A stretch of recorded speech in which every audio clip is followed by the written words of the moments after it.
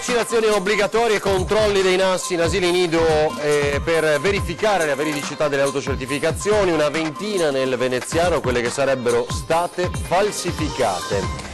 3 nuovi casi di virus West Nile nella Marca trevigiana, si tratta di 3 anziani, il più grave un 90enne, salgono così a 11 i casi nella provincia. Potrebbe essere una banda composta da persone serbo-croate la responsabile del furto di gioielli a Palazzo Ducale lo scorso gennaio. Il colpo fece epoca. Controlli dei carabinieri in alcuni appartamenti a Padova, nel Mirino, gli affitti irregolari e l'immigrazione clandestina. Lutto nel mondo della musica, è scomparso a 83 anni a Padova il maestro Claudio Scimone, aveva creato l'orchestra dei solisti veneti. Durante le ferie una grave caduta. Il comune di Padova pronto a dare battaglia in caso il governo blocchi i fondi del bando periferie. Secondo il sindaco Giordani sarebbe un danno da decine di milioni. Palazzo Moroni è pronto a fare ricorso al TAR. I cafoni a Treviso, il tuffo ai Buranelli, c'è chi propone il DASPO, dal comando dei vigili il consiglio ai 3 ragazzi: fatevi avanti prima di venire pizzicati. Festa ieri a Treviso per Barbara Pozzobon, la stella di Macerata, considerata la più forte nuotatrice al mondo in acque libere. E buongiorno e ben ritrovati in diretta con l'informazione di Antena 3, questa è la nostra prima edizione. C'è un'ultima ora, quella sentenza rinviata ieri di 24 ore è arrivata questa mattina, confermato il sequestro di 49 milioni di euro per la Lega. Leggiamo insieme il riesame, conferma il sequestro dei 49 milioni, Salvini dice sono tranquillo. Il Tribunale del riesame ha accolto il ricorso della Procura sul sequestro dei fondi della Lega in relazione alla truffa ai danni dello Stato stimata in 49 milioni di euro per i rimborsi elettorali non dovuti dal 2008 al 2010, per cui ricorderete sono stati condannati in primo grado Umberto Bossi e l'ex tesoriere Francesco Belsito e 3 ex revisori dei conti. Al momento i fondi sequestrati alla Lega ammontano a 3 milioni di euro e ora le casse del partito, nelle casse ci sono poco più di 5 milioni. In caso di condanna siamo finiti, aveva avvertito la settimana scorsa il sottosegretario Giorgetti. La Lega potrebbe ora impugnare la decisione, ricorrere anche in Cassazione, che ad aprile aveva già rinviato al riesame il caso dopo aver accolto la richiesta della Procura.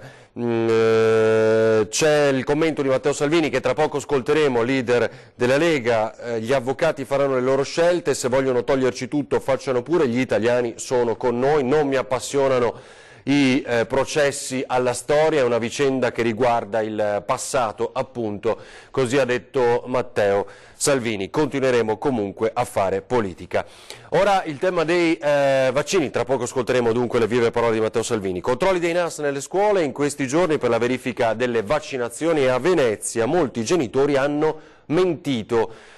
Questo emergerebbe dal controllo appunto dei militari dell'Arma. In diretta ci aggiorna Tiziana Bolognani. Tiziana.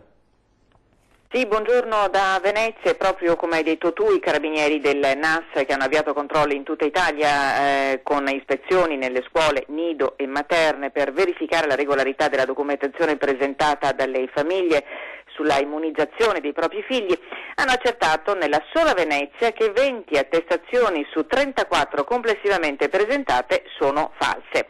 I genitori hanno mentito sulle vaccinazioni ai propri figli pur di non rinunciare all'iscrizione a scuola.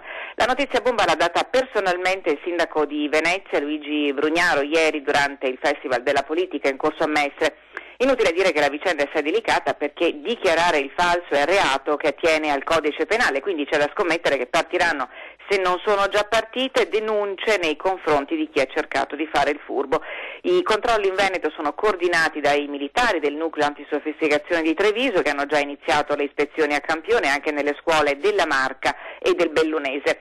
La notizia nel giorno del dietrofront del governo, che con un emendamento ha modificato quanto approvato in Senato lo scorso agosto, cioè lo slittamento di un anno dall'allontanamento da scuola per i Novax. I bambini che non saranno sottoposti ai 10 vaccini previsti dalla legge non potranno accedere al nido né alla scuola materna. E da Venezia per ora è tutto. A voi. E su questo, grazie a Tiziana Mogliani, torniamo a partire dalle 19 con il telegiornale di Venezia. C'è il commento di Luca Zaia che dice: sulle vaccinazioni il governo ha scelto di verificare le autocertificazioni e questo è un diritto che ha legittimamente esercitato. Lo ha affermato il presidente del Veneto Luca Zaia a Chioggia. Io ho aggiunto: non sono contro le vaccinazioni, si sa, sono per un modello della non coercizione che hanno altri 15 paesi europei, ma non ho nulla contro le scelte del governo.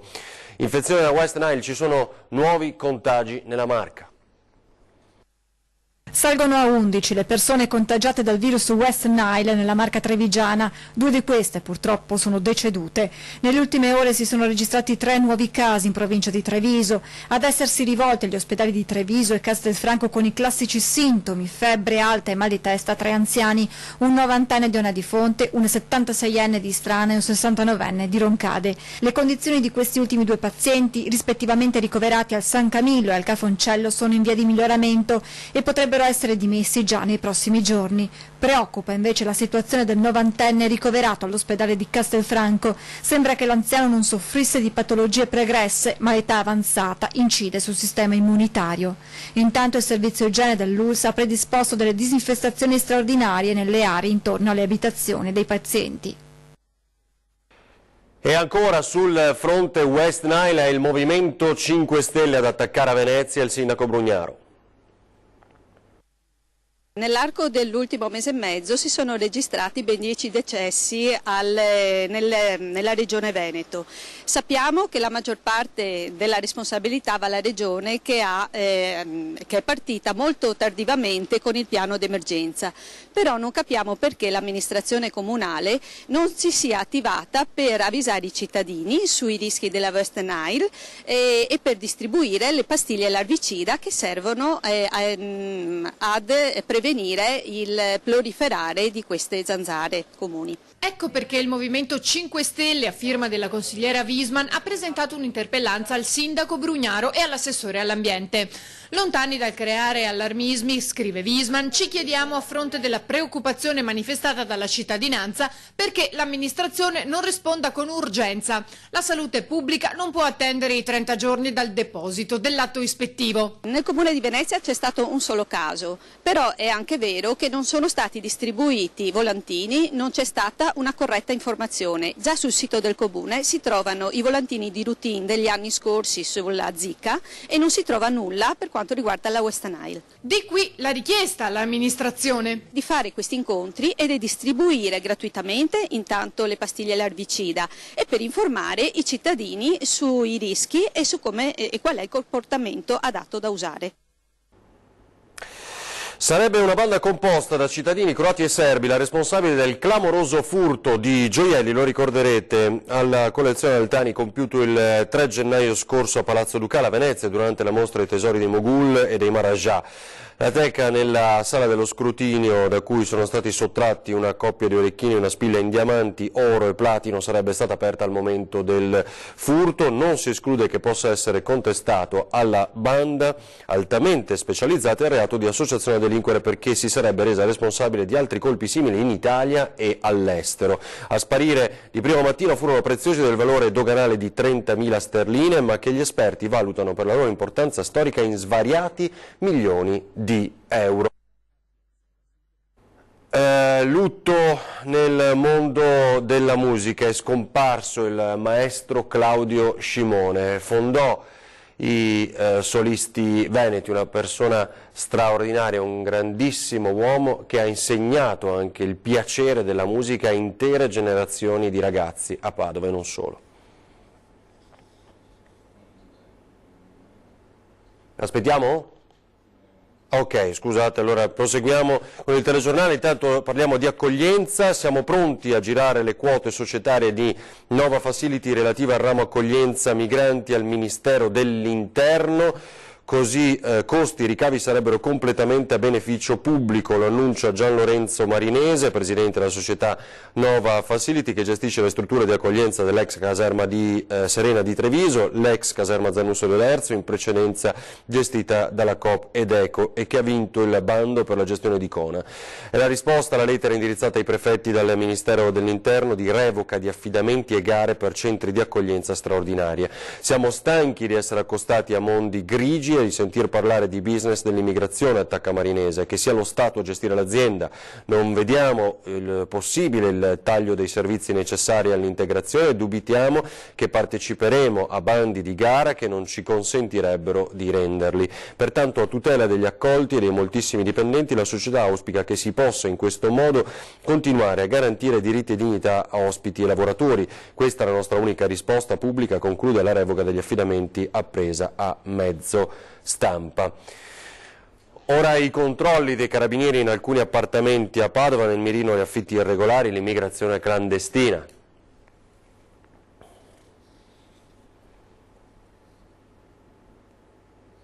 Controlli a tappeto dei carabinieri di Padova per verificare il rispetto delle norme sui contratti di locazione, in particolare a contrasto dell'immigrazione clandestina. I primi obiettivi dei controlli, che si ripeteranno anche nei prossimi giorni su tutto il territorio provinciale, sono stati 2 condomini in via Maroncelli.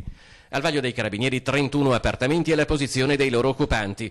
4 situazioni in particolare saranno oggetto di ulteriori approfondimenti da parte degli uomini dell'Arma. L'omessa registrazione di passaggio di proprietà alla conservatoria immobiliare di un immobile comprato all'asta da un nordafricano, 2 mancate registrazioni di contratti all'ufficio del registro e la mancanza dei requisiti di abitabilità e assenza di accatastamento di un'unità abitativa realizzata abusivamente in un piano seminterrato. Nel sopralluogo si sono riscontrate pessime condizioni igienico-sanitarie nei locali comuni degli immobili, odori forti ed acri provenire dai piccoli appartamenti, per lo più sovraffollati rispetto all'effettiva capienza. Particolare attenzione è stata destinata all'area universitaria dei plessi di biologia e psicologia per non consentire l'indebita occupazione delle zone sottostanti garage, anche in vista della ripresa dell'anno accademico. Torniamo alla notizia della morte del maestro Claudio Scimone. Appena pochi giorni fa aveva diretto i solisti veneti a Bressanone. Il 14 settembre era previsto un altro concerto nella chiesa di Santa Caterina di Padova, ma quello del 2 settembre rimarrà la sua ultima esibizione pubblica. Il maestro Claudio Scimone è scomparso la notte tra il 5 e il 6 settembre nella sua Padova, a causa probabilmente di complicazioni respiratorie. Questa estate una rovinosa caduta gli aveva procurato la rottura di alcune costole. Scimone aveva 83 anni. Nel 1959 aveva fondato a Padova l'orchestra da camera I Solisti Veneti, protagonisti di oltre 6.000 concerti in tutto il mondo, con un repertorio che spaziava dal 1500 alla contemporaneità, passando per il Settecento veneto. Nel corso della sua lunga carriera Scimone ha inciso quasi 400 titoli con le più importanti orchestre e con i più importanti interpreti. È stato direttore del Conservatorio Pollini di Padova per 27 anni ed ha insegnato esercitazioni orchestrali al Conservatorio Benedetto Marcello di Venezia. Innumerevoli premi e i riconoscimenti conseguiti, dal Grammy Award di Los Angeles al Grand Prix du Disque di Parigi, fino al titolo di Cavaliere di Gran Croce Ordine al Merito, con la medaglia d'oro al merito per l'arte e la cultura da parte del Presidente della Repubblica. L'Università di Padova gli conferì la laurea honoris causa in giurisprudenza. Ecco dunque Matteo Salvini poco fa, una volta presa la conferma del sequestro dei 49 milioni di euro della Lega, così come disposto dalla Procura di Genova. Guardi, è una vicenda del passato, spero che la Procura di Genova impegni il suo tempo sul disastro dell'autostrada. Sono assolutamente tranquillo, passo il mio tempo lavorando, stiamo passando notte e giorno per aumentare le espulsioni e allontanare migliaia di indesiderati ospiti da questo Paese, quindi gli avvocati faranno le loro scelte, non mi turba minimamente. È un processo che riguarda fatti di 8, 9, 10, 11 anni fa, i processi alla storia non mi affascinano, se vogliono toglierci tutto, ci tolgano tutto, noi faremo politica tranquillamente, abbiamo gli italiani con noi, quindi facciano quello che credono. Tra i tanti commenti, per esempio quello del PD, Ettore Rosato, vicepresidente della Camera, erano soldi dei cittadini, vanno restituiti, lo dice il Tribunale del riesame che conferma il sequestro di 49 milioni di euro alla Lega che usò illecitamente i finanziamenti pubblici. Luigi Di Maio ci aiuti in questa battaglia di legalità.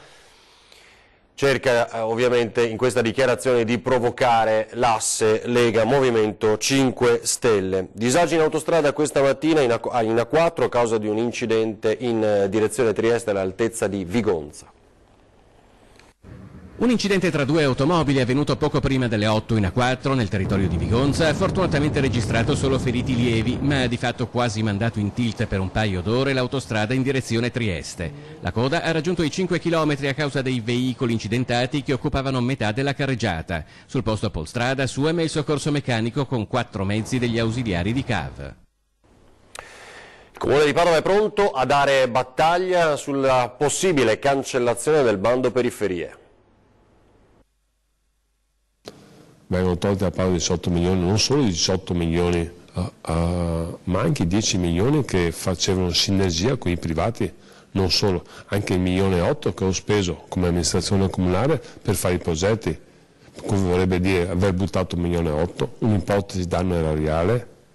Non può essere questa cosa. Il congelamento del fondo periferie da parte del governo è un passaggio tutt'altro che indolore a Padova, è un terreno di scontro con Roma a difesa di finanziamenti sui quali il comune non intende recedere. Giordani ha partecipato assieme ad altri sindaci di ogni colore politico e al presidente dell'ANCI Antonio De Caro all'audizione in commissione bilancio della capitale. Forse i margini per una trattativa esistono ancora. Salvini ha detto settimana fa, quando era, mi sembra, Agna, ha detto se i progetti non sono fatti su carta di formaggio verranno sicuramente approvati. Dato che il Comune di Padova i progetti li ha fatti, effettuati e non su carta di formaggio, ma ha avviato anche gare, io sono abbastanza tranquillo, io sono ottimista. Se però gli eventi dovessero precipitare, in ballo c'è di tutto, dal restauro delle mura del Castello dei Carraresi a interventi di viabilità e piste ciclabili fino alle telecamere di videosorveglianza, Padova, come gli altri comuni, è pronta a dare battaglia. Facciamo ricorso tutti al TAR, tutti i comuni. Non è un discorso politico, è un discorso di giustizia. Se oggi hanno fatto questo, chissà cosa fanno domani. È un rapporto di fiducia, ma al di là di fiducia nelle istituzioni, è un rapporto economico che deve essere rispettato. Noi abbiamo bisogno di quei soldi, è stato firmato un contratto, non c'è ombra di dubbio che al TAR vinciamo, però vuol dire spostare la somma a 2 anni. Ci fermiamo per qualche istante e poi torneremo a Treviso con la Treviso Marathon.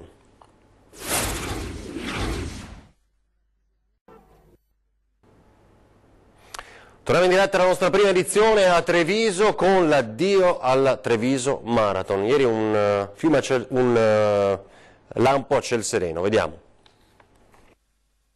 Treviso dice addio alla sua maratona, la conferma questa mattina dall'assessore allo sport. La risposta da parte della Treviso Marathon è stata che appunto le condizioni non erano confacenti al fatto di creare questo evento a queste condizioni, per cui amici come prima. Il no degli organizzatori è arrivato dopo la scelta della Giunta Conte di chiudere con i grandi eventi in Piazza dei Signori, che per Treviso Marathon significava spostare da un'altra parte lo storico arrivo della manifestazione. Era subito iniziata una trattativa per vedere come mediare tra le parti, che aveva trovato inizialmente nel Sant'Artemio uno scenario possibile. L'alternativa era stata data dando la provincia, quindi una partenza dalla provincia, un passaggio per la città e un ritorno in provincia, magari anche avendo creato lì un evento contestualizzato che quindi forse poteva essere anche ricettivo per la gente. Ripeto, la volontà c'è stata, insomma, di cercare di dialogare. Ma a quanto pare, se la maratona non taglia il traguardo nel cuore di Treviso, non è più Treviso Marathon.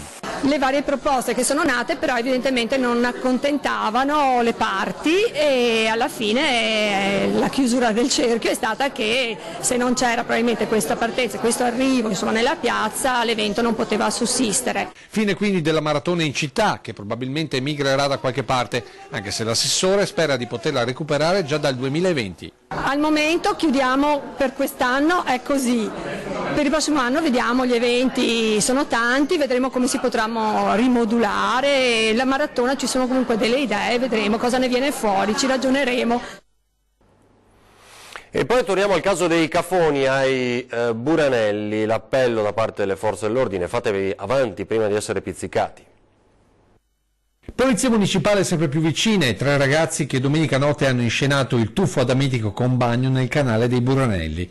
Dal comando il consiglio ai 3 di farsi avanti prima che gli agenti si presentino a casa loro, mentre continuano i commenti sull'inevitabile punizione per quello che tutti considerano non tanto una bravata quanto un vero e proprio sfregio alla città e alle regole elementari di civile convivenza. Mica noi siamo una città declassata rispetto a Venezia, come Brugnaro fa a Venezia la stessa tregua. Questa amministrazione, che peraltro è pronta, lo deve fare a Treviso. Per questa gente qua, proprio per il fatto che erano avvinazzati, farei un daspo, come quello che si usa nei confronti delle tifoserie. Chi non rispetta la città di Treviso deve essere allontanato, non deve più essergli consentito di venire a frequentare la nostra città. Bisogna essere duri dall'inizio. Dai banchi dell'opposizione il suggerimento al sindaco è per una punizione educativa. Questo tipo di sanzione non dovrebbe essere soltanto o comunque economica,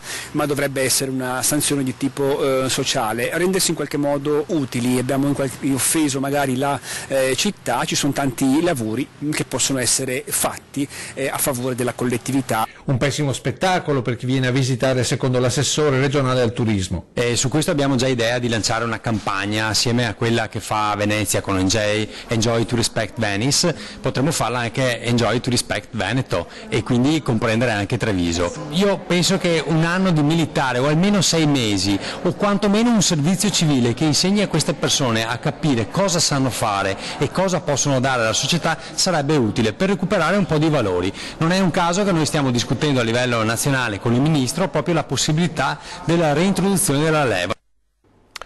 Ora i festeggiamenti alle piscine di Monigo per Barbara Pozzobon, la più forte nuotatrice al mondo in acque libere. La sua storia è davvero una favola. Una storia partita da queste acque un anno fa, Argentina 2017, 9 ore a nuoto per percorrere e vincere i 54 km della sfida mondiale femminile in acque libere. La protagonista è la giovane trevigiana Barbara Pozzobon di Macerata sul Piave e quella volta la favola nella favola consisteva nel supporto che tutto il paese aveva dato alla giovane, finanziando con una colletta la sua partecipazione alla gara dall'altra parte del mondo. Una storia che si è ripetuta anche quest'anno in Macedonia con Barbara, che ha conquistato il secondo titolo mondiale ma soprattutto un singolare soprannome. Come ci sente essere la caimana per questo sport? Lo sento come mio questo nome perché comunque fa parte di me non mollare mai e non arrendersi mai. Quanto senti dentro di te l'acqua del Piave?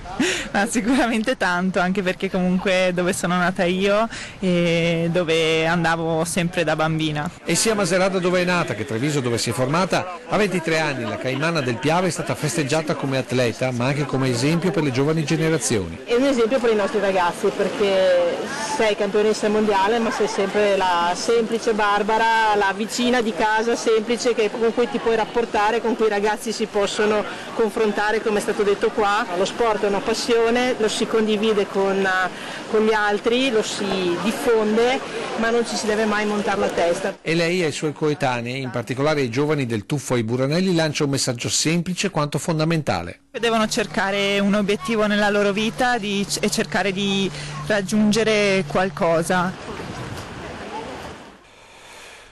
Bene, e intanto vi ricordiamo gli ospiti tra poco perché c'è ore 13, ci rivediamo sui temi fiscali e non solo. Oggi in realtà insieme alla CGIL che risponde alle vostre domande, come ogni giovedì affronteremo il tema dell'edilizia con Mauro Visentin, segretario generale della Fillea a Treviso, e Leonardo Zucchini, vicepresidente di Cassa Veneto e segretario generale Fillea Veneto. Quindi tra poco ore 13 insieme alla CGIL che risponde alle vostre domande, iniziate poi a chiamarci in diretta. Vi ricordo che l'attualità torna questa sera con 20:10, anche perché dobbiamo discutere inevitabilmente della notizia con la quale abbiamo aperto questa edizione del telegiornale, cioè la conferma del sequestro dei 49 milioni di euro per la Lega, così come voluto dalla Procura di Genova. Ne discuteremo questa sera. Abbiamo anche già sentito la reazione di Matteo Salvini, che ha detto: gli italiani sono con noi, se vogliono toglierci i soldi comunque continueremo a fare politica, ma è una vicenda del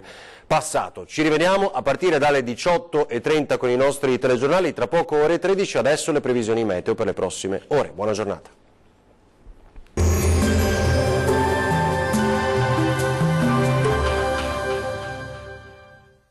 Ben ritrovati al meteo. Tempo inizialmente buono ma peggiora col passare delle ore. Vediamo il dettaglio. Sul Veneto la giornata sarà caratterizzata dal bel tempo, specie al mattino, quando sarà soleggiato, salvo per qualche pioggia sui rilievi. Col passare delle ore peggiorerà un po' ovunque, con temporali possibili un po' su tutti i settori.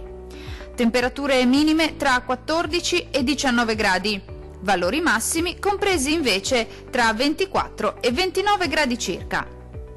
Diamo ora uno sguardo al Friuli Venezia Giulia. Poche novità, anche sulla nostra regione dominerà il sole al mattino, tuttavia non si escludono degli occasionali temporali sui settori alpini, in locale estensione anche alle pianure limitrofe entro le ore serali e notturne. Temperature minime tra 17 e 18 gradi. Valori massimi oscillanti invece tra 26 e 28 gradi circa. Vediamo infine la situazione del Trentino Alto Adige. Non cambia di molto la previsione, bel tempo anche sulla nostra regione, sarà infatti ampiamente soleggiato nella prima parte della giornata, ma peggiorerà via via col passare delle ore, con rovesci più diffusi e localmente anche forti. Le temperature minime si attesteranno intorno ai 15 gradi. Le massime invece oscilleranno tra i 27 e i 29 gradi circa. Dal meteo di Antenna 3 per ora è tutto. Arrivederci!